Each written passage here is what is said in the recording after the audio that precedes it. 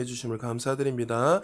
오늘 특별히 오늘 본문을 가지고 영적 신앙을 계승하라라는 제목으로 말씀을 전하겠습니다.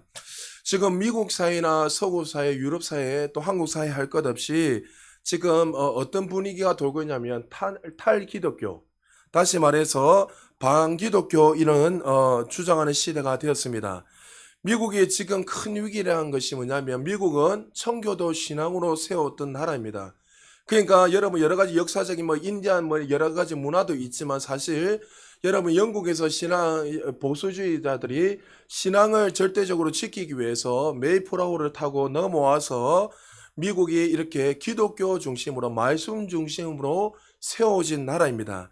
근데 올해 최근에 3월 30일에 토니 블링컨 미국 국무장관이 중요한 한 가지 서명서를 발표했는데 올해 4월 11일부터 여권 신청서에 여러분 여권을 신청을 할 때 우리가 신청해봐야 알지만 남자, 여자 이렇게 해서 체크를 합니다.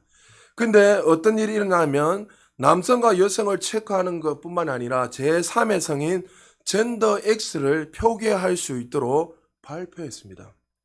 그러니까 우리가 여권을 신청할 때 당연히 남자와 여자 성별을 이렇게 남자 여자밖에 없잖아요.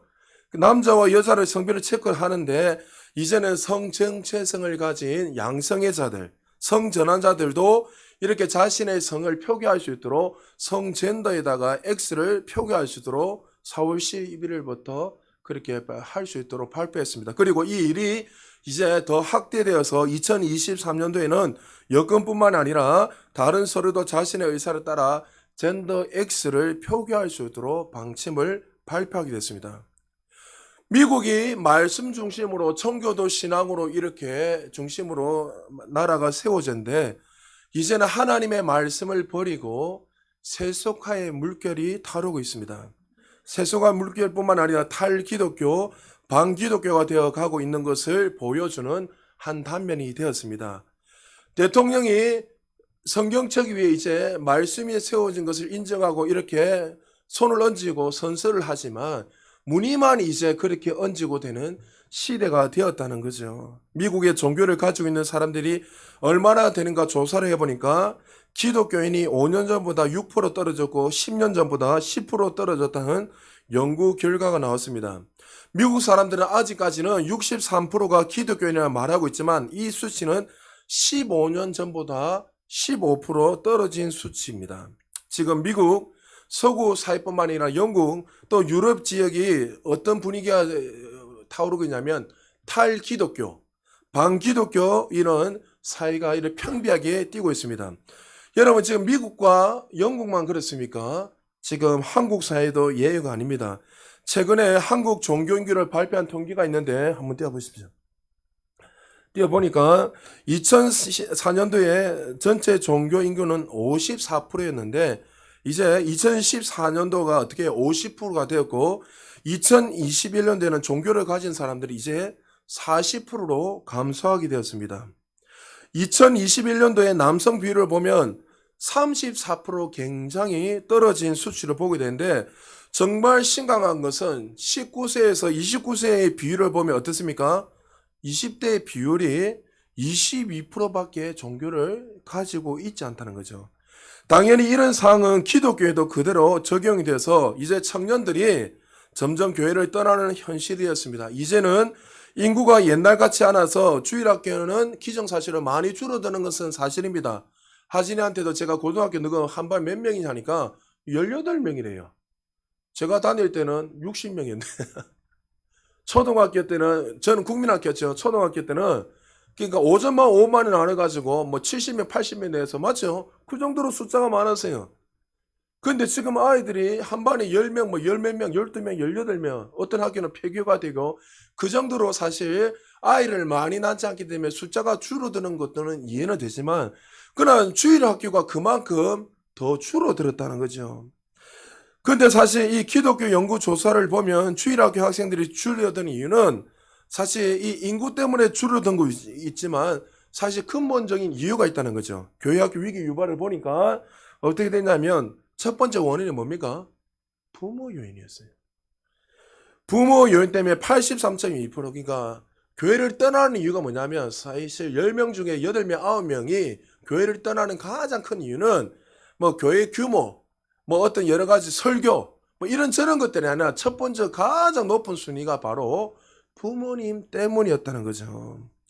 그 밑에 보면은 여러 가지 학교 요인도 있고 교육 내용도 있고 반복 요인도 여러 가지 있지만 자녀들이 교회를 떠나고 주일학교 무너지게 하는 가장 큰 요인이 사실 다른 것이 아니라 부모 요인이었다는 거죠. 아무리 교회에서 자녀들을 잘 가르치고 양육을 해도 부모님이 신앙 전수를 하지 않으면 부모님들이 자녀들에게 믿음을 바르게 가르치고 양육하지 않으면 결론적으로 어떻게 해요? 자녀들은 다 떠나게 되는 거예요.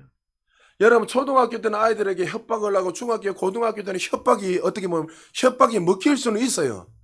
그러나 이제 20대가 넘었으면은 이제 자신이 어떤 것을 선택할 수 있는 그런 시간이기에 이제 부모님이 더 먹히지 않아요. 그래서 어떻게 해요? 엄마 따로 아버지 따로 자녀 따로 그렇게 살아가는 것이 지금 이 시대예요. 그래서 좀 더 구체적으로 교회학교 위기 요인을 구체적으로 살펴보니까 이런 통계 나왔는데 1, 2, 3위가 다 뭡니까? 부모 요인이에요, 여러분. 부모님이 첫 번째 보니까 가정의 신앙 교육의 부재가 가장 큰 문제였고 두 번째가 부모들의 세속전 자녀 교육관이 문제였고 세 번째는 부모의 신앙 자아가 가장 큰 문제였습니다. 그러니까 1년 농사를 제가 저도 중고등어 청년회를 평생 오래 했으니까 하면서 우리 선생님들한테나 부모님한테 꼭 가르친 게 뭐냐면 아이들이 수련회 때 성령을 받고 뭐 하나님의 음성을 듣고 은혜를 받으면 만약에 받고 나면 딱 집에 돌아가면 부모 뭐라며 공부해라 예배 드리지 마라 이렇게 시작하는 거예요. 그래서 제가 그때도 늘 가르칠 때에 교육 디렉을 할 때 부모님을 안전하고 자녀들 선생님들 안전하고 할 말이 뭐냐면 제일 중요한 것은 뭐냐면 아이들이 은혜 받고 끝나는 게 아니라 부모를 교육하고 부모님들까지 이어져서 이 아이들을 신앙교육을 바르게 가르쳐야 아이들이 살아난다. 제가 20년 전부터 이야기했어요. 근데 그때는 거기는 그냥 그때는 이해하는데 어떻게 해요? 현실로 드러나 버린 거예요. 왜요? 사실 부모님들은 여기에서 제가 1, 2, 3위 중에서 여러 가지도 다 중요하지만 세 번째가 저한테 더 많이 와닿아요. 부모님의 신앙이 떨어지니까 사실 부모님들이 유일하신 하나님을 절대적으로 믿지 않으니까 또 그렇게 살아가지 않으니까 자녀들한테도 그렇게 안 가르치는 거예요. 뭐예요? 공부해라. 공부에 남는다. 네가 열심히 해야지. 공부를 열심히 해서 훌륭한 사람이 돼야지. 또 돈을 많이 벌어야지. 네가 헌금도 많이 할 수 있다. 여러분, 교회는 여러분 헌금 많이 한다고 돌아가는 게 아니에요. 은혜로 돌아가는 거예요. 할렐루야. 여러분 자꾸 착각하는 게 목사님 당연히 여러분이 있어야지 되지만 교회는요 우리가 헌금을 많이 하고 적게 하냐서 뭐 좌지우지 되는 것이 아니라 하나님의 은혜로 하나님의 절대 주권으로 교회가 움직이는 거예요. 근데 자꾸만 이것을 놓치고 이야기하는 거예요. 여러분에게 말했잖아요. 헌금 안 하셔도 저는 여러분이 통로가 되기를 원해요. 헌금 안 해도 하나님 다른 사람 통해 일하세요. 그러나 우리 부산 제적에는 다른 사람들이 헌금해서 교회가 세워지지 말고 여러분이 복을 받아서 여러분이 그 자리에 서서 그렇게 정말 살았으면 좋겠어요. 그것 때문에 제가 이야기하는 거지. 제가 뭐 돈이 없어 헌금 많이 하세요. 그럼 제가 목회 안 해야죠. 제가 그렇게 하려면. 그렇게 살려면. 근데 보니까 사실 부모님의 신앙이 살아나야 자녀들의 신앙도 살아난다는 거예요. 다음 세대를 향한 신앙 계승이 사라지게 되면 탈기독교 사회, 반기독교 사이에 우리 자녀들이 하나님의 말씀대로 살아낼 가능성은 너무나 줄어들게 된다는 것입니다. 사랑하는 여러분, 한번 생각해 보시기 바랍니다. 우리 부모님들이 하나님 주신 사명을 다 감당하고 이 땅에 최선에 다해서 사명을 감당하고 나오니 천국에 올라갔습니다. 내가 만날 그 예수 그리스도, 내가 만나고 싶은 그 예수 그리스도를 만나고 그 천국에 입성했을 때 얼마나 영광스럽고 기쁘겠습니까? 내가 드디어 천국에 왔다. 내가 만나고 싶은 그 예수 그리스도를 드디어 주님 앞에 무릎 꿇고 주님을 바라보고 주님을 경배하고 영원히 살아갈 그 천국을 생각하면서 또 한편으로는 내가 천국에 올라갔을 때에 남아있는 내 자녀들을 돌아볼 때에 이 자녀들이 내가 만난 예수 그리스도를 경험하고 영원한 천국을 누리며 살아가고 있을 것인가? 한번 여러분이 올라갔을 때 그 자녀들을 한번 생각해 봤을 때에 그 자녀들도 내가 만난 예수 그리스도를 경험하고 영원한 천국을 누리며 살아가고 있을 것인가? 만약에 여러분들이 최선을 다해서 아이들을 양육하고 가르치고 섬겼는데 이 아이들이 주님 앞에 서는 것이 아니라 지옥의 문으로 들어가고 있다면 얼마나 우리의 삶이 후회가 되냐는 거죠. 왜 내가 그때 자녀들에게 바른 신앙 교육을 시키지 못했을까? 여러분 후회하지 않겠습니까? 이 땅의 모든 것을 누린다고 하더라도 자녀들이 영원한 천국을 누리지 못한다면 우리는 다시 한번 정신을 바짝 차리고 자녀들에게 신앙 전수를 해야 할 줄 믿으시기 바랍니다. 우리가 살아있을 때, 자녀들이 살아있을 때 기회가 있는 거예요. 우리 자녀들에게 복음을 전할 기회가 있을 때에, 지금 우리가 살아있을 때에 여러분 기회가 있는 거예요. 죽고 나면 여러분 아무 소용도 없습니다. 할렐루야. 살아있을 때 그 아이들에게 복음을 전하고 살아있을 때 정말 예배가 무엇인지 너희들이 믿어야 할 분, 섬겨야 될 분 누구신지 분명하게 가르쳐서 공적 예배가 무엇이고 그리고 기도를 왜 해야 되는지 너희들의 주인은 너희가 아니라 하나님이란 것을 그들에게 바르게 가르쳤을 때에 그들은 어떻게 해요? 이 땅에서 자녀다운 삶을 살 뿐만 아니라 하나님의 자녀답게 살고 신앙의 전수를 자연스럽게 물려받아서 저와 여러분들이 이 전했던 이 복음을 말미암아 3대, 4대, 5대, 6대까지 계속 신앙의 명문 가문이 될 줄 믿으시기 바랍니다. 혹시 여러분 가운데 이런 걱정이 있습니까? 이제 자녀들이 다 출가가 해서 이제 목사님 전할 방법이 없습니다. 어떻게 해야 됩니까? 여러분 염려하지 마세요. 복음에는 능력이 있습니다. 할렐루야. 여러분의 자녀들에게 전할 때마다 만날 때마다 멀리 떨어져 있어도 기도하시고 복음을 계속 전하십시오. 전하면 반드시 그 울며 씨를 뿌리는 자는 기쁨으로 단을 거둡니다. 할렐루야. 제가 여러분의 강대상에서 여러분이 이야기했지만 제가 뭐 신앙이 생활하면서 탈선을 했겠습니까? 어릴 때에. 그러나 어머니가 늘 새벽마다 제 머리 밑에서 눈물로 기도하는 게 아직도 기억나요. 하나님 우리 아들 불쌍히 여겨주세요. 하나님 꼭 새벽기도 갔다 오셔서 제 머리만 밑에서 우리 누님들 머리만 밑에서 꼭 앉으고 기도하면서 하나님 사랑하는 아들 사랑하는 딸 하나님의 은혜 부으지 않으면 살아갈 수 없어요. 제가 이 기도가 아직도 안 잊혀져요. 눈물로 기도하시면서 하도 내 들으라고 이야기를 한 건지는 모르겠지만 뭐 이야기하는 건 아직도 제가 잊혀지지 않습니다. 제가 교회 생활 빠진 적이 없어요. 예배 초등학교 때 한 달만 잠깐 오락실에 미쳐가지고 교회를 들어가는 척하면서 도망나고 오락실 간 거 그 한 달 때만 저한테 방황기예요. 그 외에는 교회는 왔다 갔다 계속 했어요. 교회 빠지면 죽으니까. 근데 아직도 안 잊혀지는 게 뭐냐면 중학교 때 5예배 때 우리 그 중등부 고등부가 한 달에 한 번씩 같이 이렇게 해서 찬양대를 합니다. 성가대죠. 성가대 5예배 때 찬양대. 근데 제가 매일마다 예배를 뭐 5예배는 드렸지만 성가대도 안 드리고 이렇게 하다가 그때 마음이 막 동해가지고 이제부터 내가 결단하고 주님 앞에 5예배도 드리고 내가 이제부터 내가 그렇게 살고 성가대도 해야 되겠다 이런 마음을 하고 찬양대에 처음으로 그때 딱 섰어요. 그런데 아직도 안 잊힌 게 뭐냐면 어머니가 계속 우는 모습을 봤어요. 나중에 끝나고 나서 어머니 물어보니까 왜 우셨냐니까 네가 그 자리 앞에서 찬양하는 그 모습을 보고 하나님이 응답하신 그 기도를 듣고 너무나 감사해서 울었다. 여러분 어머니는 묵묵하게 기도했지만 하나님이 우리 그 기도를 들으시고 내 마음을 움직여 주시죠. 그 자리에 제가 그냥 자연스럽게 그냥 섰어요. 그냥 누가 뭐 해라 해서 이야기한 것도 아니고. 여러분 자녀들한테 이 진리를 전거해야 돼요. 신앙 전수를 해야지만이 3대, 4대, 5대가 자연스럽게 이 복음을 듣고 우리는 믿음의 명문 가문이 될 수 있는 거예요. 오늘 본문에 보면 여러분들에게 익숙한 본문이 아닙니다. 오늘 본문에 보면 두 부류의 사람이 등장하는데 레갑 자손과 이스라엘 자손이 옵니다. 레갑 자손은 아브라함의 후손이 아닙니다. 사실 겐 족속입니다. 여러분 모세가 출애굽했을 때 광야에 생활했을 때 그때 누구를 만나게 됩니까? 이드로를 만나게 됩니다. 이드로를 만나게 돼서 나중에 딸을 주어서 결혼하게 되는데 이드로가 겐 족성입니다. 이방 사람입니다. 그러니까 레갑의 사람들은 정통 하나님의 아브라함 사람이 아니라 이방 사람이었습니다.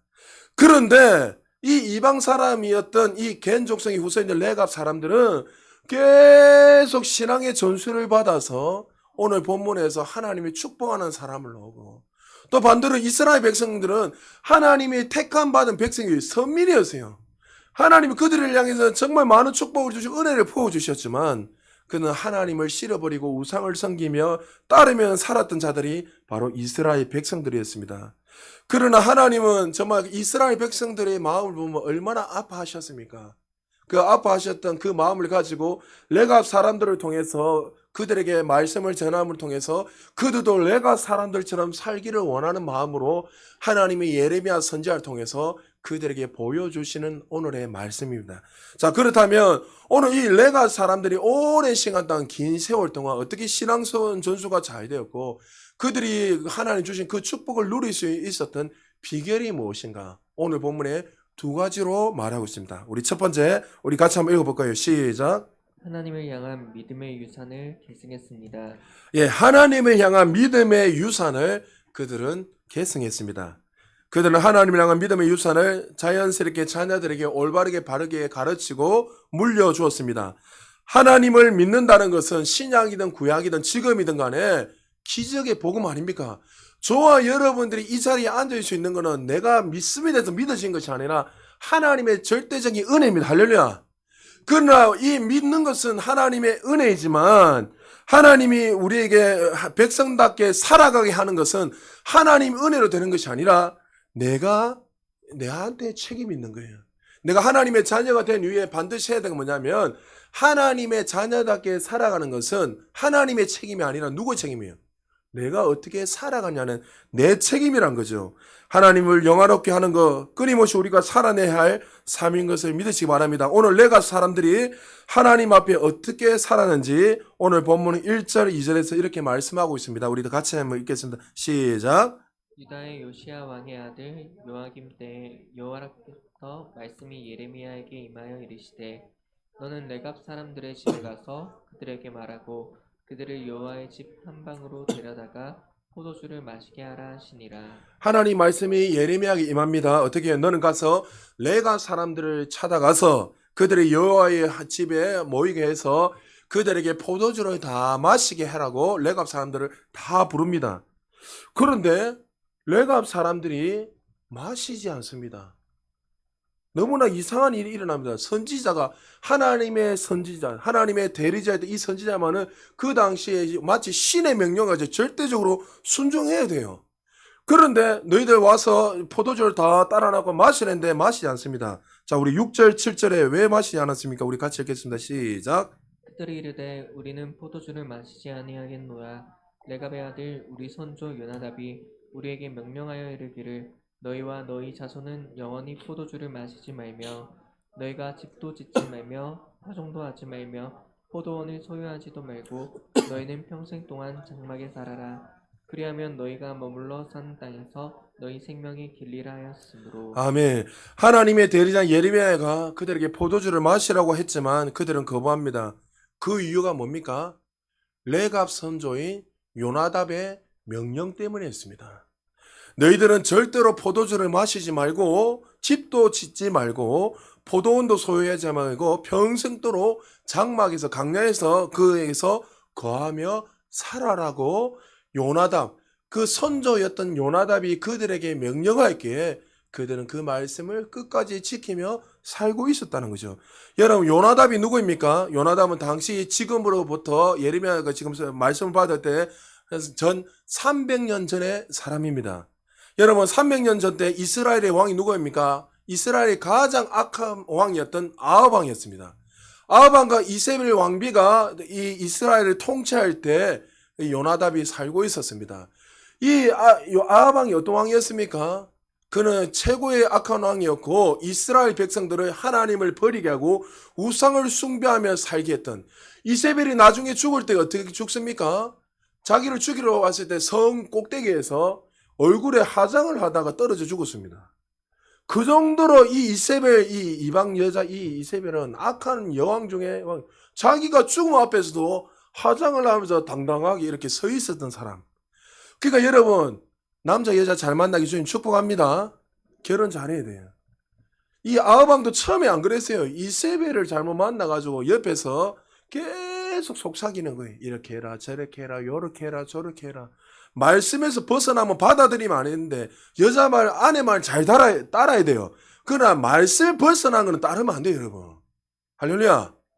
예, 우리 남자들은 내비게이션 말을, 여자의 말을 잘 따라야 되고, 하여튼 아내 말을 잘 따라야면 뭐 복이 임하죠. 그러나 말씀에서 벗어난 걸 이야기하면 따르면 안 돼. 근데 이세벨이 계속 이야기도 아방 어떻게 해요? 하나님의 말씀을 알매도 불구하고 하나님의 말씀을 경홀히 여겼고 이스라엘 백성들을 가장 악한 길로 이끈 왕이 바로 아합 왕이었습니다. 그래서 하나님께서 그 악함을 아시고 누구를 세웠냐면 여호를 세워서 이제 아합 왕을 척결하게 합니다. 그때 이제 신앙의 종교개혁을 일으킬 때, 여호가 종교개혁을 일으킬 때 이제 믿음의 신앙을 신실하고 경건하게 살았던 누구요? 요나단과 함께 종교개혁을 일으켜서 이스라엘을 새롭게 바꿔버립니다. 그때 바로 같이 함께 했던 사람이 요나답이었습니다. 근데 시간이 지나면서 아합 왕이 척결되고 이제 하나님의 은혜로 이 이스라엘 백성들이 이제 회복되기 시작했습니다. 그런데 이 예후도 이 조상들이 이끌었던 말대로 아브라함이 걸어갔던 그 길을 걸어가지 않고 말 그대로 이 아합이 걸어갔던 그 길을 또 걸어가고 있는 거예요. 열왕기하 10장 28절 29절에 보면 이렇게 말하고 있습니다. 같이 읽을까요? 시작. 예후가 이와 같이 이스라엘 중에서 바알을 멸하였으나 이스라엘을 범죄하게 한 느밧의 아들 여로보암의 죄 곧 베델과 단에 있는 금송아지를 섬기는 죄에서는 떠나지 아니하였더라. 예, 요나단과 함께 바알을 멸하는 종교개혁을 했는데 시간이 지나면서 예후도 베델과 단에 있는 금송아지 우상을 숭배하는 사건이 일어나게 됩니다. 요나답이 어떻게 했을까? 이때 잠시 눈 감으면 돼요. 맞죠? 잠시 눈 감으면 모든 풍요관을 누릴 수 있어요. 여러분, 잠시 눈 감으면 얼마나 자기의 길에 꽃길을 걸어갈 수 있단 말이죠. 근데 요나답은 그것을 거부하고 하나님 앞에서 사명자로 살기로 작정합니다. 그리고 그는 신앙의 절개를 지고 사명을 지키기 위해서 강야로 들어가면서 장막생활, 그러니까 금욕주의라는 거예요. 우리는 금욕생활 하면 안 됩니다.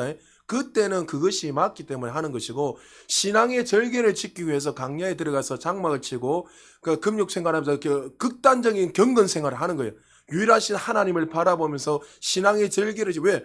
그 나라 자체가 다 타락해 보니까 섞여 있으면 자기도 타락할 것 같으니까 그 믿음을 신앙을 지키기 위해서 그는 장막으로 그러니까 강야로 들어가서 장막을 치고 그렇게 살아갑니다. 그러면서 자손 대대에게 남긴 말이 오늘 본문이에요. 너희는 포도주를 마시지 말고, 그리고 너희들은 장막을 치고 집과 포도원도 가지지 말고 너희들은 여기서 지키며 신앙의 절개를 지키며 살아난 거예요. 무슨 말입니까? 너희들은 전적으로 하나님만을 의존하며 살라는 말씀인 거예요. 하나님이 너희들의 인생을 책임져 주시고 공급해 주신다는 사실을 신뢰하면서 살아갈 것을 자손들에게 명령했다는 거죠.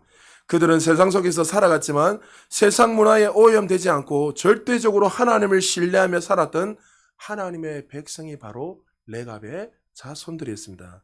이런 말씀을 듣다 보면 우리에게 이런 의문이 생기고 부담도 생기기 마련입니다. 어떤 의문입니까? 우리가 하나님을 믿는 것도 너무나 중요하지만 먹고 사는 것도 우리에게 너무나 중요하지 않습니까? 하나님을 믿으면서 세상을 등지면서 살아야 할 것인가? 정말 부담스러운 생각이 많이 들 때가 있습니다. 우리 부모님 세대는 고생을 하면서 신앙의 절기를 지키고 정말 수고하고 땀 흘려서 정말 열심히 살아서 정말 이렇게 살아가는 이유가 뭐죠? 우리의 자녀들은 그렇게 살게 하지 않기 위해서. 마치 요나답이 이렇게 힘들게 살았다면 자녀들에게는 후손들에게 고생을 안 시켜야 되잖아요. 그것이 부모의 마음이고 정말 아버지 어머니의 마음 아닙니까? 그런데 그 마음이 그런 마음인데 왜 그들에게 그렇게 하지 않고 300년 동안 자손 대대가 믿음의 유산을 남기며 이렇게 살아가지고 있었던 이유가 뭡니까? 두 가지 이유 때문이었습니다. 먼저는 그들이 하나님을 믿을 때 절대적으로 믿고 살았기 때문입니다. 그냥 믿는 것이 아니라 자신의 모든 삶을 하나님을 의존하며 살아갔던 자들이 바로 레갑 사람들이었고 요나답이었습니다. 레갑 사람들은 강야에서 살면서 이런 생각이, 여러분 강야가 어떤 곳입니까? 살아갈 수 없는 곳이에요. 여러분 한번 강좌 한번 가보십시오. 아무것도 없습니다. 헐벌판입니다. 물도 없습니다. 그러면 강자 생활하면서 그들은 어떻게 해요? 추억했을 거예요. 이스라엘 백성들이 출애굽했을 때 강야에서 살면서 어떻게 살았죠? 그들은 만나가 없을 때 하나님을 늘 바라보면서 하나님 먹을 거 주세요. 먹을 거 주세요. 그들은 하나님만 바라봤을 거예요. 그때 하나님께서 때가 되면 만나를 주시고 매출하게 보내주시고 또 물이 없다고 원망은 불평할 때 있었지만 그 물이 없으면 어떡합니까? 하나님 물 주세요. 물 주세요 하면 하나님이 반석을 치셔서 반석을 깨셔서 그들에게 물을 내셨어요. 그들이 그렇게 강야 생활을 살아갈 수 있던 이유가 뭐죠? 하나님만은 바라봤기 때문인 거예요. 레갑 사람들이 요나답이 그렇게 살아갈 수 있었던 이유는 뭡니까? 하나님을 절대적으로 믿고 신뢰했기 때문에 그 강야 속에서도 여전히 하나님이 나의 인생을 책임져 주시고 우리의 인생을 붙들어 주시고 우리를 선한 길로 인도하시고 먹이시고 입히시고 모든 것을 붙들어 주실 것을 절대적으로 믿었기 때문에 그들은 그 가운데서도 300년 동안이라는 그 시간이 지나서도 믿음이 흔들리지 않고 그들은 신앙의 계승을 유지할 수 있었다는 거죠. 여러분 이 시간에 신앙생활을 하면서 정말 여러분들은 어떻게 믿음 생활을 하고 있습니까? 한번 여러분 자신 한번 돌아보십시오. 그리고 그들이 300년 동안 신앙이 이렇게 유지될 수 있었던 이유는 또 한 가지 뭐냐면 부모님들이 그렇게 살아내었고 살아내었던 믿음으로 자녀들에게 가르쳤기 때문입니다. 말로는 얼마나 선생인지 다 알 수 있어요. 우리 말로는 다 선생하잖아요. 그러나 말로만 끝난 것이 아니라 부모님들은 말로만 믿으라 믿습니다. 너희들은 그렇게 살아내는 것이 아니라 그들에게 어떻게 먼저 본을 보였고 또 본을 보이니까 그들에게 어떻게 그 본된 삶을 그대로 가르쳤기에 300년이나 이 시간 동안 그대로 신앙이 개성이 되고 유지가 되었다는 거죠. 하나님의 자녀들이 부모님의 신앙의 모습을 보면서 신앙의 위대함을 보고 배우기 때문입니다. 한 세대가 끝난 것이 아니라 그 다음 세대 또 그 다음 세대 그 다음 세대에서 300년이라는 신앙 전수가 부모님을 통해서 자녀들에게 계속 유지되고 계속 가르치고 계승되었다는 거죠. 윌리엄 오하라 박사가 전 세계적으로 가장 장수했던 기업을 연구조사해 봤습니다. 올해 장수 기업하면 일본이 당연한 거잖아요. 그러나 장수한 기업을 연구한 결과 한 세대를 30년을 잡고 그 4세대까지 이 기업이 계속 유지되는가? 첫 번째 선조의 그 어떤 생각을 가지고 계속 그 기업이 유지되고 있는가 조사를 해보니까 120년이니까 4세대입니다. 4세대가 지났을 때 이것이 계속 몇 프로 유지되는가 조사해보니까 3%밖에 유지가 되지 않더라는 거예요. 처음에는 아버지의 그 기업을 가업을 물려가서 열심히 했는데 가면 갈수록 점점 더 그 기업이 다 끊어져 버리더란 거죠. 그래서 나중에 4세대 지나서 5세대 계속 이어서 조사를 해보니까 결론은 퍼센트가 0%가 되는 거예요. 그러니까 계속 기업이 유지가 안 되더란 거죠. 그러니까 여러분 세상 기업만 그럴까요? 여러분 신앙도 마찬가지입니다. 처음에는 믿음의 명문감을 시작해서 3세대, 2세대, 3세대 쫙 가다가 저도 4세대입니다. 4세대. 저도 우리 자녀들을 위해서 늘 축복하고 기도하고 있지만 우리 집안의 믿음의 명문감은 저는 몰랐는데 외가 쪽에 목사나 장로님이 참 많고 순교자들도 좀 많은데 외할머니가 늘 이런 기도를 했다는 거예요. 우리 외할머니는 이제 돌아가시기 전에 좀 치매가 왔는데도 치매가 와서도 그 치매가 있으면서도 교회를 가 있더란 거예요. 그러니까 이 얼마나 그 교회에서 살았으면 치매가 왔는데도 교회 와가지고 앉아 있더란 거죠. 행설수술하고. 그런데 할머니가 늘 기도했던 게 뭐냐면 하나님 우리 후손들 중에 목사가 많이 나와야 됩니다. 목사가 많이 나와야 됩니다. 늘 기도했습니다. 근데 제가 그 축복을 물려받았고 또 친정 형님들 중에서도 그런 분들이 많이 계세요. 그러니까 이게 얼마나 중요하다는 게 신앙 전수가 여러분 한 장로님의 그 이야기가 기억납니다. 정말 신실한 장로님이고 정말 본이 되고 모델이 되고 정말 사람들의 존경받고 사랑하고 인정받는 정말 교회에도 누구보다 앞서서 헌신하시고 그렇게 섬기는 장로님인데 가서 이렇게 저는 신방을 이런저런 이야기하다가 장로님이 하시는 말씀이 뭐냐면 목사님 부끄럽지만 우리 아이가 예수를 안 믿어요. 기도 좀 해주세요. 그 장로님의 이야기를 듣는 순간에 마음이 너무나 얼마나 아픈지 몰라요.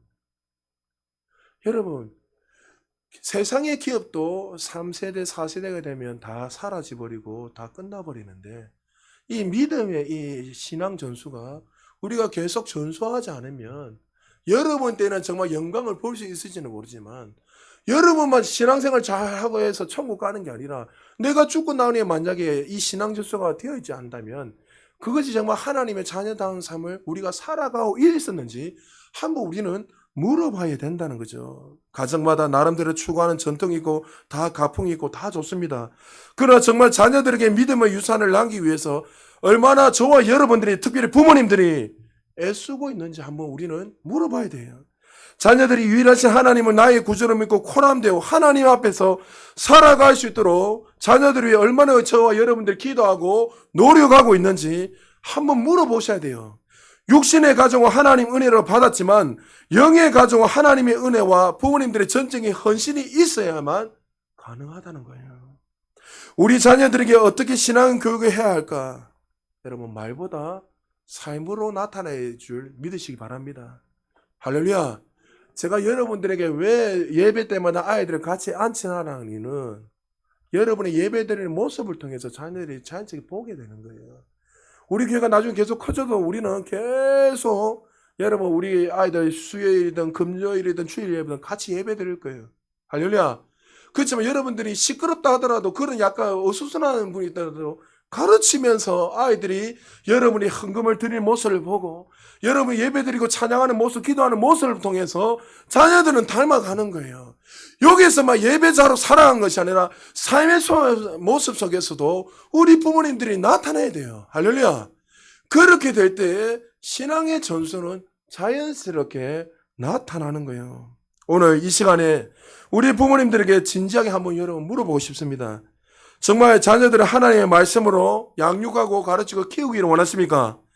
자녀들에게 믿음의 유산을 정말 물려주기를 원하십니까? 우리 자녀들이 세상에 살아가고 있지만 너희들은 이 세상에 뿌리를 내고 살아가는 인생이 아니라 하늘에 속한 자가 하늘의 천국에 뿌리를 내는 자라는 것을 가르치고 그들에게 하늘의 자녀답게 어떻게 살아야 될 것을 양육하며 가르치기를 원하십니까? 너희들이 이 땅에 살아갈 때 너희들의 삶은 이 땅이 영원한 것이 아니라 이 땅에 100년의 인생을 살다가 너희는 영원한 삶은 영원한 천국이라는 것을 그들에게 가르치고 있냐는 것을 여러분에게 묻고 싶습니다. 정말 주는 그리스도의 살아계신 하나님의 아들이라는 것을 고백할 뿐만이 아니라 우리 아이들도 정말 내가 만난 예수 그리스도, 내가 처음 만난 예수 그리스도, 내가 주인 되신 그 예수 그리스도를 그들도 주는 그리스도의 살아계신 하나님의 아들이라고 고백하며 믿고 살아가기를 원하십니까? 여러분, 만약에 여러분들이 이런 신앙 전수에 관심이 없다면 누가 이 자녀들을 가르쳐야 됩니까? 교회에서 단지 30분, 1시간 예배 드린 걸로 어떻게 아이들이 변화가 일어날 수 있습니까? 여러분, 그런 일 없습니다. 죄송하지만. 저도 돌아보니까 부모님들이 교회에서 예배를 같이 했지만 결론은 어떻게 해요? 그 가정 속에서 저도 갈망이 일어나니까 부모님이 옆에서 계속 예배 드리기 전에 어떻게 기도해야 되고 또 밥 먹을 때 어떻게 기도해야 되고 또 어려움을 당했을 때 우리 어머니 아버지가 어떻게 기도로서 돌파했고 저희 어머니도 제가 옆에서 많이 봤잖아요. 얼마나 힘들고 어렵게 그 7남매를 키웠는지 제가 봤잖아요. 아버지 돈만 던져주시고 지금 안 그렇습니다. 돈만 그 시대에 그 어른들이 다 그랬으니까 지금 90이 다 됐으니까 80하고 돈만 던지고 하고 싶은 분들은 놀러 다니는 거야. 저희 아버지 전국에 안 돌아다니는 거 없습니다. 아버지 하여튼 해외만 몇 번 간 거 외에는 하여튼 한국에 어디 하면 다 하세요. 그만큼 많이 다니셨어요. 어머니 얼마나 많이 힘드셨겠습니까? 근데 어머니 그 가운데서도 어떻게 해요? 날마다 주님 앞에 엎드려 기도하면서 자녀들을 그렇게 키운 거예요. 여러분, 만약에 우리 부모님들 그 모습 삶 속에서 세상과 타협하고 우리가 본이 되지 않다면 누가 이 자녀들을 바르게 양육할 수 있겠냐는 거죠. 하나님이 자녀들을 맡겨놓은 것은 우리 마음대로 이렇게 움직이고 마음대로 키우라는 것이 아니라 하나님의 청지기로서 맡겨놓은 거예요. 할렐루야. 청지기로서 이 아이들을 잘 양육해서 하나님의 사람으로 세우라고 맡겨놓은 거지, 우리를 자주진 네가 마음대로 해라고 맡겨놓은 게 아니란 거예요. 여러분, 부모님들도 자녀들을 존중하시고 지금 축복합니다. 저도 억수로 근위적인 사람이기 때문에 자녀들한테 잘 안 돼요. 저도 똑바로 안 해. 저도 스타일 이렇습니다. 잘 안 돼요. 그러나 하나님이 우리에게 맡겨놨기에 정말 그 영혼들을 사랑으로 잘 세워야 돼요. 그러려면 어떻게 해요? 우리가 먼저 본으로, 모습으로 나타내야 돼요. 그렇게 될 때 우리의 모습을 통해서 아이들이 예배의 소중한 거 하나님 누구신지 알게 되고, 우리의 모습을 통해서 하나님을 닮아가게 되고, 이제 점점 이 세상에 반기독교 탈기독교로 살아가는 이 시대에 이 아이들은 세상과 타협하며 살아가는 인생이 아니라 빛으로서 소금으로서 세상을 변화시키는 하나님의 사람으로 쓰임받을 것을 믿으시기 바랍니다. 여러분, 그것을 기대해야 돼요. 그리고 우리 자녀들도 그렇게 기대해야 돼요. 우리 엄마가 이렇게 사니까, 우리 아빠가 이렇게 사니까 나도 이렇게 살려면 여러분 망하는 거예요. 그렇게 살아서는 안 돼요. 다 부족해요. 다 연약해요. 그러나 그 가운데서도 어떻게 해요? 하나님이 어떻게 살아야 돼, 우리가 어떻게 살기를 원하시는가 알고 여러분 그것을 바르게 선택하고 살아가게 될 때 여러분의 삶에 충만함으로 하나님께 역사하는 것을 믿으시기 바랍니다. 그리고 두 번째요, 하나님을 향한 순종의 유산을 그들에게 계승했기에 레갑의 사람들 요나답을 통해서 300년 넘게 계속 신앙의 전수가 이어지게 됐다는 거죠.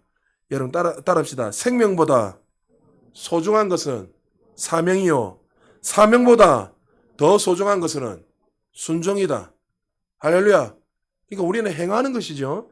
우리는 순종해서 머무는 인생이 아니라 이미 예수님 통해서 이루신 것을 내 안에 이미 있게 행하는 인생이 돼야 되는데, 육신의 생명보다 사명이 중요하고 우리에게 주신 사명도 중요하지만 하나님의 절대적인 말씀을 행하고 순종하는 것이 우리 인생에 가장 중요하다는 것을 기억해야 돼요. 멕시코 인디언들에게 선교사님이 복음을 전하기 위해서 성경을 번역을 했습니다. 성경을 막 번역해가지고 이제 인디안 사람, 멕시코에 사는 인디안 사람들에게 성경을 이렇게 주고 말씀을 가르쳐야 되는데 한 가지 문제가 일어난 거예요. 그들에게 믿는다는 말과 순종한다는 말이 한 단어밖에 없는 거예요. 믿는다고 순종은 우리를 따로 이렇게 해서 가르치고 성경에도 그리 되어 있기 때문에 했는데, 인디안 사람들의 이 개념성에는 믿는다와 순종한다는 말이 분리가 되지 않으니까 한 단어 똑같은 거예요. 그러니까 이 선교 사람들이 가르치려니까 너무 믿는다와 순종이 어떻게 두 개인데 따로 될 수 있는가. 그러니까 인디안들이 이해를 못하는 거예요. 왜요? 믿기 때문에 순종하는 건 똑같은 것인데 어떻게 믿고 순종이 따로 될 수 있는가. 그래서 그것 때문에 좀 난감해서 그런 간증을 한 걸 들었습니다. 멕시코 인디언들에게 선교사님 복음을 전하기 위해서 이 했을 때에 그들은 왜 이것에 이해가 되지 않았을까요? 정말 믿는다면 어떻게 해요? 순종하기 때문에 그런 거예요. 여러분 믿습니다 하는데 순종이 따라 나오지 않는 거 안 믿는 거예요, 사실은. 그러니까 인디언 사람들 어떻게 해요? 당연히 믿으니까 말이 따라 나오는 거 아니냐, 순종하는 거 아니냐. 이것이 그들의 사고였고 생각이네요. 무슨 말입니까? 여러분, 말과 순종한 말이 다른 이유가 뭡니까? 사실 우리가 정말 믿지 않기 때문에 순종의 삶이 나타나지 않는 거예요. 오늘 요나답의 후손들은 하나님의 말씀을 듣고 믿는 것으로 끝나지 않았습니다. 삶으로 순종했습니다. 30년이 아니라 300년 동안 그 말씀을 순종하며 나아갔던 자들이 요나답의 후손들이었습니다. 오늘 본문에 보면 그들을 향해서 계속 성경에서 우리 원래는 한 장 다 읽어야 되는데 반복해서 나오는 단어가 있습니다. 8절과 10절과 14절, 16절, 18절에 쫙 보면 선조 요나답이 명령한 모든 말씀을 순종하였더라 하면서 그 말씀을 계속 반복하고 말씀하고 있습니다. 지금 하나님이 이 말씀을 하시면서 누구에게 이 말씀을 하고 계십니까? 사실 이스라엘 백성들에게 하는 거예요. 레갑의 후손들이 이야기하면서 내가 너희들이 그렇게 말하고 있는데 왜 듣지 않느냐, 그 이야기를 하고 있는 거예요. 14절 우리 다시 한번 볼까요? 14절 같이 읽습니다. 시작. 레갑의 아들 요나답이 그의 자손에게 포도주를 마시지 말라 그 명령 실현되도다. 그들은 그 선조의 명령을 순종하여 오늘까지 마시지 아니하거늘 내가 너희에게 말하고 끊임없이 말하여도 너희는 내게 순종하지 아니하도다. 이스라엘 백성들을 향한 하나님의 이 답답한 심정을 이해가 됩니까? 내가 수많은 선지자 통해 끊임없이 보내면서 너희들이 백성답게 살고 하나님 자녀답게 살고 그렇게 끊임없이 하나님이 계속 이야기했지만 하나님이 실존하신 하나님 실제로 나타나서 그들이 보여주고 먹이시고 입히시고 계속 말씀했지만 그들은 하나님을 싫어버리고 어떻게 해요? 여전히 자신이 주인에서 살아가고 있더란 거예요. 레갑 후손들은 이방인이었지만 그들은 정말 정통 유대인도 아니고 이방 사람이었고 선민도 아니었는데도 불구하고 그 선조의 그 말 한마디에 절대 순종하며 포도주를 마시지 않고 포도원도 짓지 않고 장막에서 정말 신앙의 절개를 지키며 주님을 바라보며 그 말씀에 순종하며 살아갔는데 너희들은 어떻게 그렇게 살아가고냐 하면서 하나님의 이 답답한 심정이 오늘 본문에 보입니까? 15절에 이렇게 하나님 말씀하십니다. 같이 한번 읽어볼까요? 시작. 내가 내 종 모든 선지자를 너희에게 보내고 끊임없이 보내며 이르기를 너희는 이제 각기 악한 길에서 돌이켜 행위를 고치고 다른 신을 따라 그를 섬기지 말라. 그리하면 너희는 내가 너희와 너희 선조에게 준 이 땅에 살리라 하여도 너희가 귀를 기울이지 아니하며 내게 순종하지 아니하였느니라. 오늘 이 이스라엘 백성들에게 안타깝게 말씀을 하나님이 지금 사실 누구에게 말씀하고 있을까요? 저와 여러분이 이야기하는 거예요. 그리고 지금 주변에 구원에 대한 그 많은 자들에게 지금 말하고 있는 거예요. 내가 너희들이 끊임없이 수많은 자들을 보내서 너희들을 구원하고 너희들을 선한 길로 인도하고 하나님의 자녀답게 살기 위해서 수많은 자들을 보내고 지금도 여러분 주변에 그런 사람들이 계속 복음을 전하고 있지만 지금 많은 사람들이 어떻게 해요? 탈기독과 반기독에 대해서 하나님의 음성을 듣지 않고 자신의 소견에 옳은 대로 살아가는 이 시대. 하나님의 자녀가 되었지만 여전히 하나님의 말씀을 절대적으로 순종하지 않고 하나님을 유일하신 하나님이라고 하면 말로는 고백하고 믿는다고 고백은 하지만 우리의 믿음과 행위는 분리되어서 살아가고 있는 저와 여러분들에게 하나님이 지금 말씀하고 있는 거예요. 사랑하는 아들아 딸아 내 마음을 좀 알아달라. 너희들이 그렇게 살아야 된다. 하나님을 영화롭게 하고 너희들을 통해서 수많은 열방과 세계에 하나님의 이 복음을 전하기 위해서 너희들을 부르고 세웠는데 너희는 하나님의 뜻을 깨닫지 못하고 자신의 속인에 옳은 대로 살아가고 있는 이 시대 사람들, 이 교회 사람들, 하나님 지금 저와 여러분에게 말씀하고 있다는 사실을 기억하십시오. 오늘 이방인이라고 무시를 당했던 레갑 사람들은 그는 하나님을 경외하였고 믿었고 300년이라는 이 세월 동안도 여전히 그 말씀을 순종하며 살았습니다. 누가 요나답의 후손들 이 레갑의 자손들 같이 살아갈 수 있을까요? 하나님을 절대적으로 믿는 사람, 하나님을 만난 사람, 하나님이 주는 그리스도 살아계신 하나님의 아들인 것을 나의 주인을 믿는 사람들이 그렇게 살아갈 수 있는 거예요. 할렐루야. 여러분 주님 만나셨습니까? 만났다면 우리는 이제 레갑 자손보다 더 열심히 살아야죠. 왜요? 그 영이신 하나님이 우리 안에 들어와 계시잖아요. 그들 가운데는 들어오지 않았단 말이죠. 영이신 하나님이 우리를 거룩한 성전 삼으셔서 우리와 영혼대로 함께 하시고 동행하시고 말씀하여 주신 그 하나님이 우리 안에 들어와 계시는데 이것만큼 큰 축복이 어디 있습니까? 할렐루야. 가장 큰 축복을 누리는데 우리는 어떻게 해요? 이 축복을 겸허히 여기고 여전히 내가 주인이 되어서 내가 할 수 있다고 살아간다는 거죠. 여러분 하나님이 우리에게 생명 되시는 예수 그리스도를 보내주셔서 정말 하나님의 자녀다운 삶을 살아갈 수 있도록 큰 축복을 주셨어요.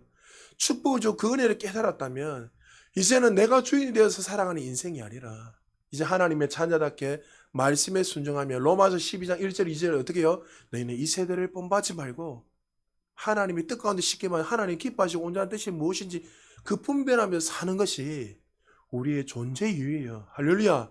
그러면 여러분의 삶 속에 어떻게 해요? 하나님이 어떻게 말씀하시요? 그 말씀 앞에서 어떨 때는 이해가 되지 않고 어떨 때는 내가 내 것을 내려놓을 때만 답답할 때 있잖아요. 이거 내려놓으면 죽을 것 같고 이거 내려놓으면 끝날 것 같고 불안함이 있단 말이죠. 그러나 말씀하시는 분이 누구시게요?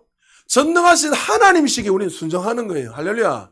그 말이 중요한 게 아니라 그 어떻게 이래라 저래 이 말이 중요한 게 아니라 말씀하신 분이 전능하신 하나님 창조주 하나님이시기에 그 말씀에 순종해서 따라가면 그 삶의 영광에 더 큰 영광이 끊임없이 나타나는 거예요. 너희는 무엇을 먹을까 마실까 염려하지 말아 했잖아요. 저 새들을 보라. 하나님이 먹이신다는 거예요. 이 새들을 먹이고 이 모든 만물도 내가 먹이고 입히고 주관하고 있는데 우리 하나님의 형상대로 지음받은 저와 여러분들 어떻게 해요? 그냥 두겠다는 거예요. 하나님 더 좋은 길로 인도하신다고 약속했잖아요. 하나님 능력이 없으신 게 아니에요. 우리가 그 능력을 믿지 않기 때문인 거예요. 하나님 그 말씀에 순종하지 않기 때문에 그 하나님의 역사가 제한되고 살아갈 수밖에 없다는 거죠. 앤드류 머리가 완전한 순종이라는 책에서 유명한 한 일화를 이렇게 소개했습니다. 스코틀랜드에서 한 지역교회에서 말씀 성기 나온 후에 그 지역의 가장 유명한 사역자하고 이런저런 이야기를 하다가 한 질문을 했습니다. 목사님, 이 시대에 당신의 교회의 가장 큰 문제가 무엇입니까? 이렇게 질문하니까 그 목사님이 주저함 없이 이렇게 말합니다. 하나님께 절대적으로 엎드리는 항복, 완전한 순종이 없는 것이 가장 큰 문제입니다. 우리가 믿음 생활할 때 순종하게 되면 때로는 느리더라도 신앙의 전진이 반드시 일어나게 되어 있습니다. 그러나 순종이 없다면 결국에는 내 인생의 주인이 되어서 내가 주인이 살다 보니까 인생은 결국엔 그렇게 살다가 망하게 되더란 거죠. 우리가 정말 아까 소대에 말했지만 이 말씀에 순종하려면 내 안에 내려놓을 거에 사실 많단 말이에요. 왜? 내가 더 사랑하는 거. 하나님보다 더 사랑을 어떨 때는 내려놔야 돼요. 사실 이거 내려놔야 돼요. 그럼 내려놓으면 나에게 아픔이 있고 찢어진단 말이죠. 나는 왼쪽으로 가고 싶은데 하나님은 오른쪽 가라니까 이게 잘 안 된단 말이죠. 하나님 절대적으로 안 믿으면 이게 안 내려놓아져요. 더 사랑하지 않으면. 그럼 어떻게 해요? 내가 순종에 내려놨단 말이죠. 그러면 내려놓으면 뭐 바로 어떤 역사가 일어나는데 어떨 때는 더디게 일어날 때가 있단 말이에요. 그러나 여러분 더디더라도 반드시 그 말씀에 순종하면 우리 삶의 신앙의 전진이 일어날 뿐만 아니라 모든 삶에 더 많이 역사가 일어나는 거예요.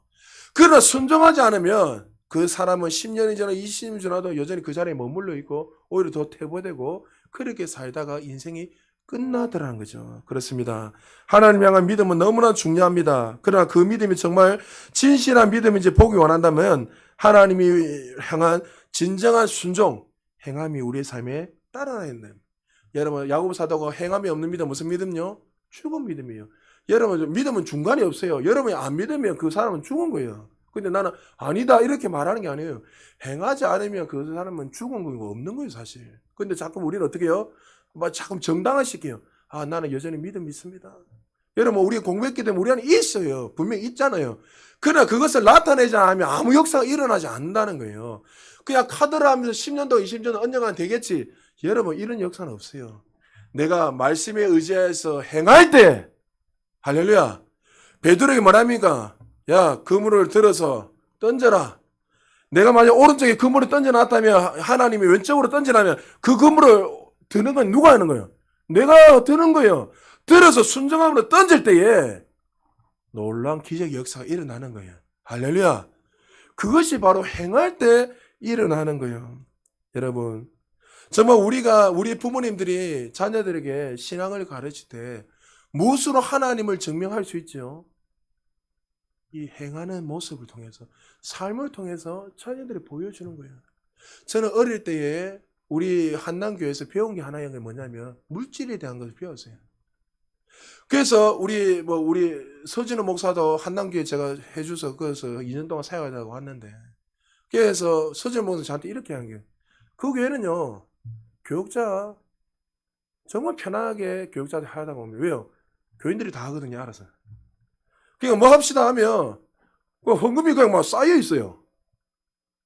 목사님 누가 왔습니다 이렇게 우리 좀 합시다 하면 돈 있는 사람들 여러분 사상이 무슨 돈 있는 사람이 있겠어요 그게 사상 지역에 그냥 드려요 그냥. 근데 그게 교육자들이나 사람들이 신기하다는 게 왜 신기하냐면 이 교회는 돈이 흘러 넘치나요. 이 IMF인데도 돈이 흘러 넘쳐요. 최근에 차하고 뭐 샀다 하더라고요. 그걸 좀 배웠어요 어릴 때부터. 그걸 어떻게 배우죠? 부모님 그 위에 부모님들이 물질이 간이 무엇인지 알고 어떻게 드려야 하는 그것을 그냥 말로만 하는 게 아니라 하니까 보고 내가 배운 거예요. 그러니까 우리가 하나님이 살아계심을 자녀들에게 어떻게 증명할 수 있죠? 우리 부모님의 삶으로 보여야 돼요. 기도하는 모습을 통해서, 예배를 모습을 통해 또 삶 속에서 어려움을 당했을 때 그 어려움을 어떻게 믿음으로 돌파하는가, 어떻게 전진하는가, 그것을 자녀들이 보고 자라면서, 아, 내가 이런 어려움이 있을 때 우리 어머니, 아버지 이렇게 하셨지. 내가 이런 고난이 왔을 때 내가 정말 우리 어머니는 거기에서 정말 눈물을 흘리면서 믿음으로 전진하고 이겨냈지. 우리 어머님이 아버지가 벼랑 끝에 서 있을 때 어떻게 하셨지? 세상과 타협한 것이 아니라 죽으면 죽으리라 하면서 신앙의 절개를 지키면서 하나님을 바라보고 나갔을 때 승리하셨지. 이것을 부모님들이 모습을 통해서 자녀들에게 가르쳐 줘야 될지 믿으시기 바랍니다. 여러분, 오늘 우리는 하나님 앞에 철저하게 믿음과 순종을 살았던 요나답의 자손 레가 사람들이 이야기를 들었습니다. 정작 하나님이 택한 이스라엘 백성들은 하나님을 버리고 우상을 섬기며 살았지만, 이방인이었지만 하나님의 말씀대로 이 땅에서 경외하며 살았던 백성이 바로 레갑 사람들이었습니다. 2600년 전에 그들의 스토리지만 이 말씀이 얼마나 우리에게 도전이 되고 우리의 삶을 다시 한번 돌아보는 시간이 된 것이 우리는 깨달아야 돼요. 하나님이 이 레가 사람들을 보시고 어떻게 축복하셨을까요? 여러분 18절 19절에서 하나님 이렇게 축복하십니다. 이거 읽고 앉아 성경 마무리하겠습니다. 같이 읽습니다. 시작. 예레미야가 레갑 사람의 가문에게 이르되 만군의 여호와 이스라엘의 하나님께서 이와 같이 말씀하시기를 너희가 너희 선조 요나답의 명령을 순종하여 그의 모든 규율을 지키며 그가 너희에게 명령한 것을 행하였도다. 그러므로 만군의 여호와 이스라엘의 하나님께서 이와 같이 말씀하시니라. 레갑의 아들 요나답에게서 내 앞에 설 사람이 영원히 끊어지지 아니하리라. 할렐루야. 세상이 변화되고 점점 탈기독교, 안티기독교로 바뀐다고 해도, 모든 사람들이 바뀐다고 해도 하나님 앞에 설 사람이 어떻게 해요? 영원히 끊어지지 아니하리라. 하나님이 그들을 그렇게 축복하셨습니다. 지금 한국도 미국도 유럽도 기독교가 위기라고 말합니다. 무엇으로 우리가 이 위기를 극복할까요? 무엇이 위기인지 가장 먼저 알아야 합니다. 우리가 하나님을 진실하게 믿지 못하는 믿음, 믿음대로 살아가지 못하는 순종의 삶, 우리 자녀들이 하나님을 향한 믿음과 순종의 삶이 없는 신앙 개성이 끊어져 버린 것이 가장 한국교회의 위기이라는 사실을 기억해야 됩니다. 혹시 우리 자녀들 가운데 아직도 예수를 믿지 않습니까? 늦지 않았습니다. 늦지 않았어요. 지금도 그들에게 이 복음을 전하세요. 전하면 반드시 돌아옵니다. 할렐루야. 그리고 우리 자녀들 잘 들으세요.